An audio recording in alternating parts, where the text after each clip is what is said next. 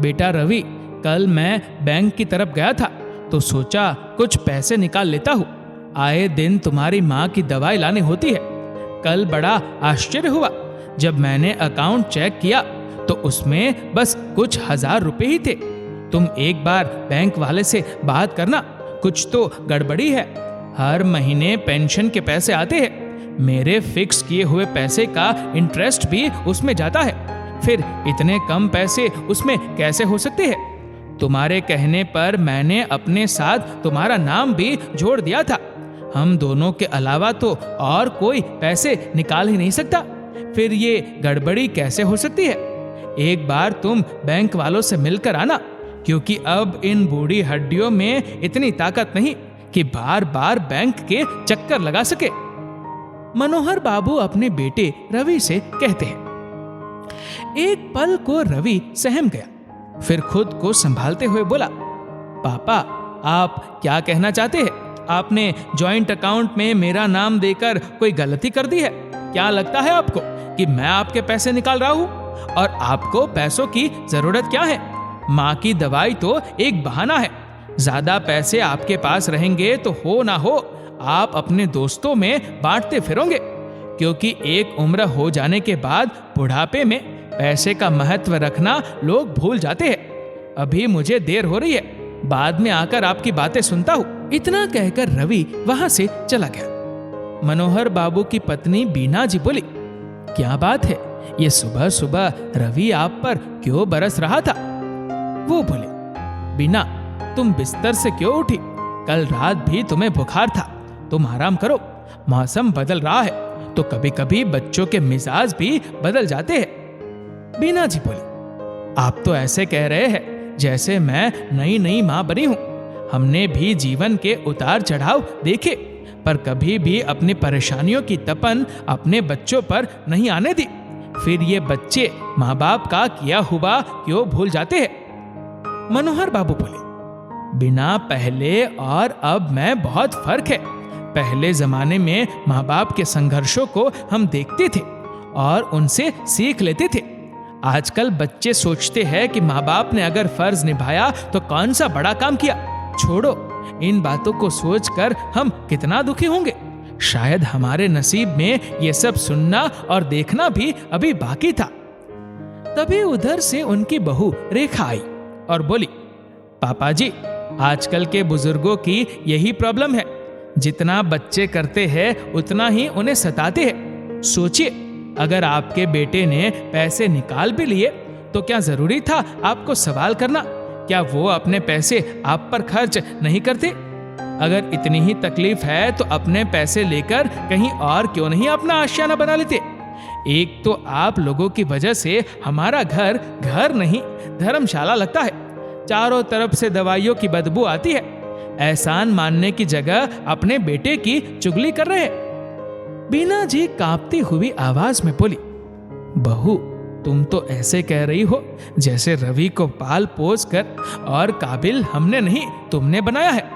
हम उसके माँ बाप हैं, उस पर हमारा इतना भी अधिकार नहीं कि हम उसे कुछ कह सके। खून पसीने से हमने ये परिवार बसाया और तुमने एक पल में हमें पराया कर दिया।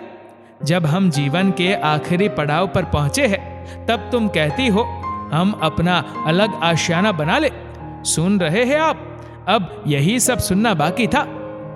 दोनों दुखी मन से अपने कमरे में चले गए। बीना जी की तबीयत ठीक नहीं रहती थी। घुटने के दर्द से वो हमेशा परेशान रहती थी।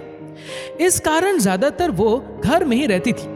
रवि को कई बार कहा, पर वो कहता, बूढ़ी हड्डी है, दवाई काम नहीं करेगी तो घरेलू उपचार से ही काम चलाओ। मनोहर बाबू कभी कभार अपने हम उम्र लोगों से भी मिलते थे।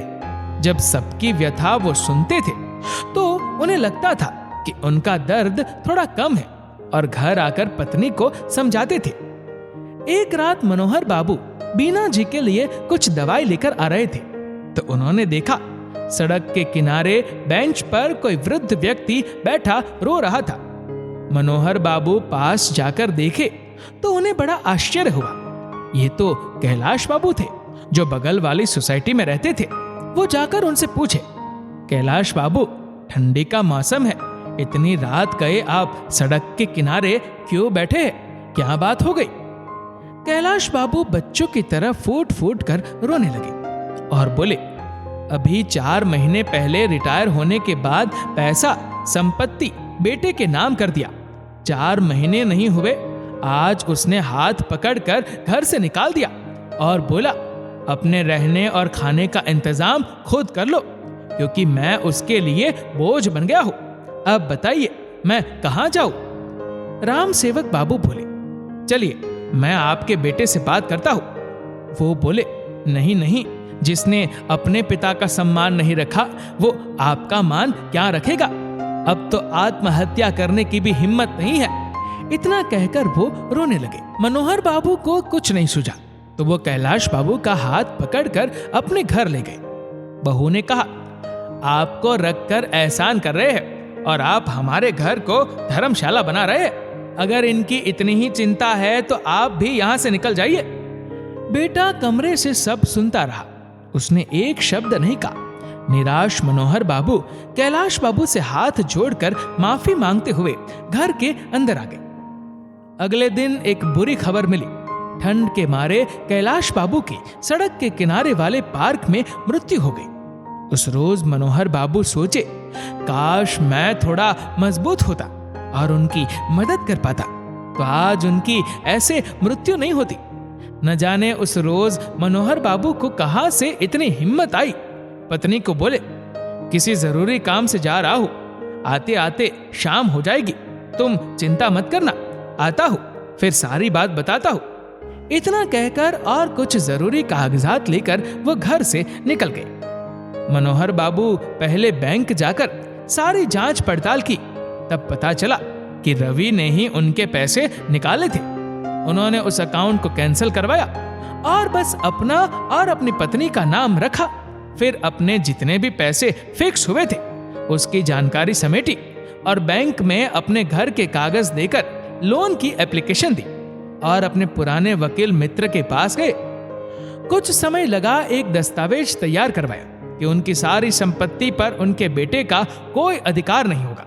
ये बात मनोहर बाबू और उनके वकील मित्र के बीच ही रही। कुछ वक्त बाद बैंक से उनका लोन अप्रूव हो गया। राम सेवक बाबू ने मित्र के साथ मिलकर एक संस्था से बात की और अपने सारे पैसे लगाकर अपने गांव के पास एक बुजुर्गों के लिए बड़ा सा घर बनवाया जिसका नाम आशियाना रखा। ये बात रवि को पता चली और घर आकर उसने बहुत हंगामा खड़ा किया।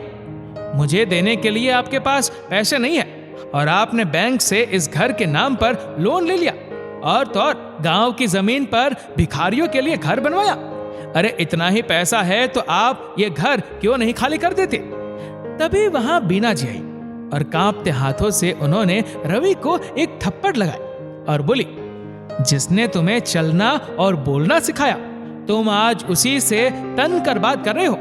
इससे अच्छा तो तुम पैदा होते ही मर जाते, कम से कम ये दिन तो नहीं देखना पड़ता।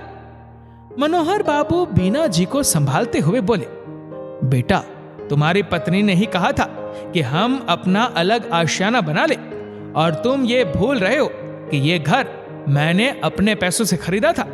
तुम्हें रहने के लिए छत दे रहा हूं, पर एक शर्त पर, तुम इसका किराया हर महीने बैंक में जमा करोगे ताकि मेरा लोन चुकता हो सके।